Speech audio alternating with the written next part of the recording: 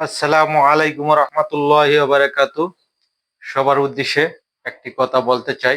আজকে আপনার আমাদের মা বাপ ছোট থেকে কষ্ট করে আমাদেরকে বড় করছে, ঠিক আছে। অনেক কিছু কুলঙ্গার সন্তান আছে, তারা বাপ মাকে মনে করেন যে বাপ মা লেখাপড়া করায়া প্রবাসে পাঠাইছে, ভালো মনে করেন উপর লেভেলে পাঠাইছে, ঠিক আছে। আর সেই বাপ মাকে কিছু কুলঙ্গার সন্তান আছে, তারা মনে করেন সে বাপ মাকে দেখতে পারে না।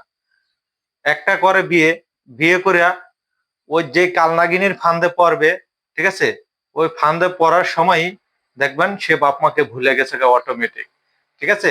তাদের উদ্দেশ্যে বলতে চাই, ভাই, যে বাপ মা 10 দিন 10 মাস আপনাকে গর্ভ নিয়ে ধারণ করছে, সে বাপ মাকে কখনো ভুলেন না।